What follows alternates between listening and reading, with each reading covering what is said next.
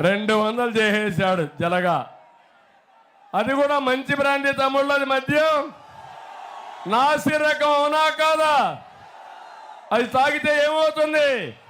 గోయిందా గోయిందా, అవునా కాదా? అంటే ఒక బాధ్యత కలిగిన వ్యక్తి నాసిరకం ఇచ్చి డబ్బుల కోసం కక్కుర్తి పడి మీ ఆరోగ్యంతో చెడగాటమాడాడంటే, మా ఆడబిడ్డల పుస్తుల్ని తెంపేశాడంటే ఏమనాలి ఇతన్ని? మీరు క్షమిస్తారా అని మిమ్మల్ని అడుగుతున్నా తమ్ముళ్ళని. ఏమమ్మా క్షమిస్తారా మీరు అడుగుతున్నా? మనిషికి స్వార్థం ఉంటుంది. ఇంత స్వార్థపరుడు మన ప్రాణాలు తీసి అతను డబ్బులు సంపాదించుకోవాలనుకోవడం మన రక్తాన్ని తాగే నరరూప రాక్షసుడు అని చెప్పి నేను మీకు తెలియజేస్తున్నా. అందుకే నేను ఉంటే చెప్తున్నాను, బ్రాందీ ఏదైతే ఉందో, మద్యం ఉందో, నాసిరకం పోవాలి. ఎక్కడికక్కడ ధరలు కూడా విపరీతంగా పెంచేసి మీ జీవితాలు నాశనం చేస్తున్నాడు. దీనిపైన నియంత్రణ పెడతారని మీ అందరికీ హామీ ఇస్తున్నా. అది నా బాధ్యత, తప్పకుండా చేస్తామని చెప్పి మీ అందరికీ హామీ ఇస్తున్నా. మీ ఆరోగ్యాన్ని కాపాడుతాను. ఇప్పుడు జే బ్రాండ్ వచ్చింది, గంజాయి కూడా వచ్చేసింది. ఏం తమ్ముళ్ళు, పాతపట్నంలో గంజాయి ఉందా లేదా? ఉందా లేదా?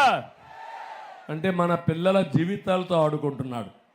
ఒక్కసారి గంజాయికి అలవాటైతే ఆ పిల్లవాడు మన చేతుల్లో ఉండడు. అందుకే ఓసారి బాధ, ఆవేదన 5 ఏళ్లలో ఎప్పుడైనా ఒక్కసారి సమీక్ష చేశాడా? గట్టిగా చర్యలు తీసుకున్నాడా? దద్దమ్మ ముఖ్యమంత్రి మనకు అవసరమా తమ్ముళ్ళు అని అడుగుతున్నా. మొన్ననే విశాఖపట్నానికి 25,000 కేజీలు డ్రగ్స్ వచ్చాయి. అంటే 25,000 కేజీలు అంటే ఈ రాష్ట్రాన్ని నాశనం చేయడానికి ఉపయోగపడే డ్రగ్స్ వచ్చాయి. కనీసం అప్పుడైనా ఈ ముఖ్యమంత్రి కళ్ళు తెరిచాడా అని మిమ్మల్ని అడుగుతున్నా. నేను వస్తానే హామీ ఇస్తున్నా. గంజాయిని పూర్తిగా కంట్రోల్ చేస్తాను, డ్రగ్స్ ని పూర్తిగా నివారిస్తా. ఎవడైనా అమ్మితే బొక్కలో పెడతా, మక్కిలి రగ్గొడేస్తా. జే బ్రాండ్ 5 ఏళ్ళు జే బ్రాండ్ అయిన అమ్మిన వాళ్ళందరికీ హెచ్చరిక చేస్తున్నా. చిత్రగుప్తుడు మారిగా నీ లెక్కలన్నీ రాశా, ఏం చేయాలో చేసి చూపిస్తానని హెచ్చరిస్తున్నా. తమిళు 4వ భరోసా. ఏం తమిళు, ఉద్యోగాలు వచ్చాయా మీకు? వస్తాయా మీకు?